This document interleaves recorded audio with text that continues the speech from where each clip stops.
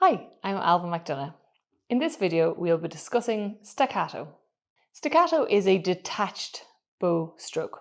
So rather than the legato sound that you will get playing a smooth bow stroke, this one is where you have a detached sound. You can do staccato in lots of different ways, but as you start, we're going to be doing a staccato stroke only on the string. So we're not trying to jump off the string at this level. We are just doing it on the string. So if we do a big, slow staccato stroke,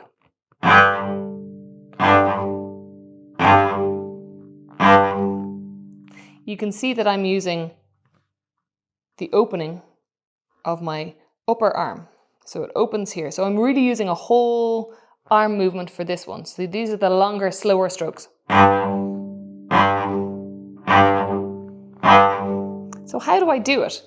At the beginning, I want to have a little bit of a consonant. So for that to happen, I often try to get my students to make this sound.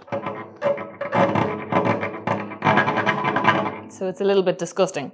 But that feeling of we've got a little bit of bite in the string. And then at one point, so I'm pressing down on this finger, the first finger, okay? So it's like I'm leaning in here and it's down. And at one point, I jump up and pull my arm to the right. So you should feel it sort of like this motion. So it's like I go down, pull, and then I just let the bow travel. So me actually coming up quite fast out of the string, so down, up. So that was good. My stop was good, but I think I heard a ba instead of ba. So when I'm trying to get a staccato, really sharp ending to a staccato note, then I need to have the movement stop very fast. This stop will give us a much sharper exit to the note. Okay, so let me just show you that. Less sharp, so I'll go back again, down, up. So that is a detached sound.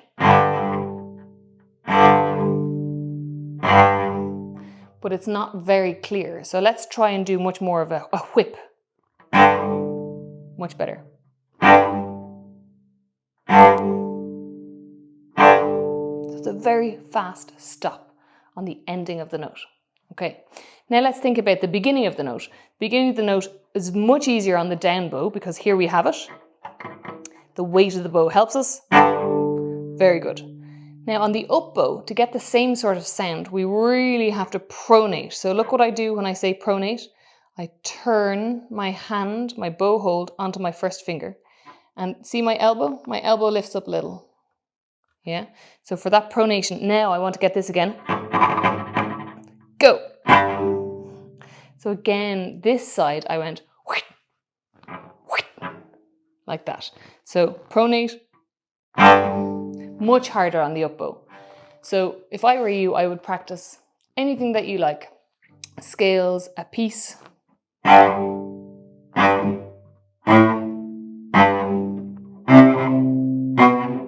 On that staccato. Now this is a big staccato with lots of bow. Now if we want to practice a slightly smaller staccato, like for example, we're on the D string here. And we're not actually moving the whole arm so much. Okay, so you see there's not so much of this movement anymore because we're smaller.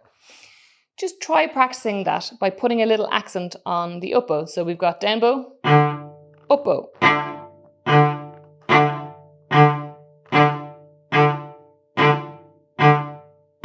And you can see when I listen to the end of the note, it gets sharper and more distinct. So let's try a scale of G major. Or you could do 4 on each note.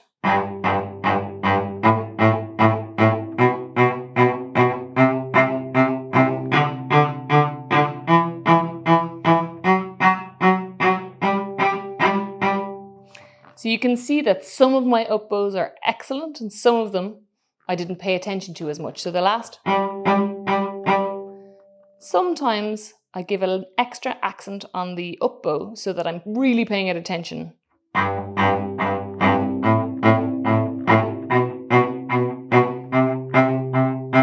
It's a great exercise to do. Alternatively, you can just start on the up bow.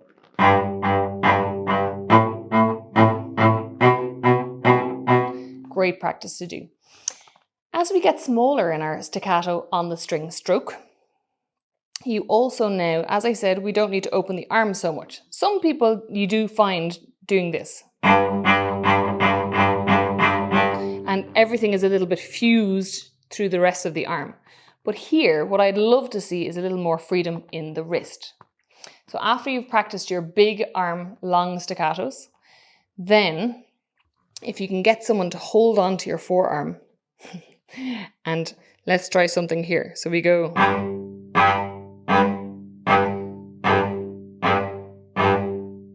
So do you see what's happening here? Nothing in the rest of my arm at all is moving. I'm going right, left, right, left, right, left. Only using this part of my hand.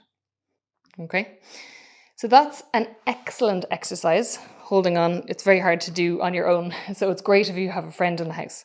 So, and practicing the staccatos on the C string is great practice because it's much thicker. So you really have to get that weight on the first finger and the release. You can hear it's much more resonant. So it's harder to get that pa, pa, pa sound that we really want from a great true staccato. In my book, It's a Cello Thing, book 1, I have a piece called Late for School, and you can call it late for work or college or whatever stage you're at. And this piece is entirely on staccato bow stroke. So you can see it's this one.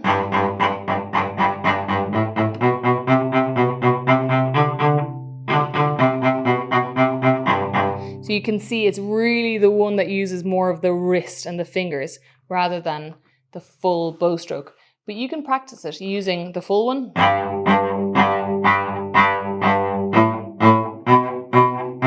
It's a great one to practice all sorts of different types of staccato. Thank you for watching this video. Please feel free to leave any comments or questions below.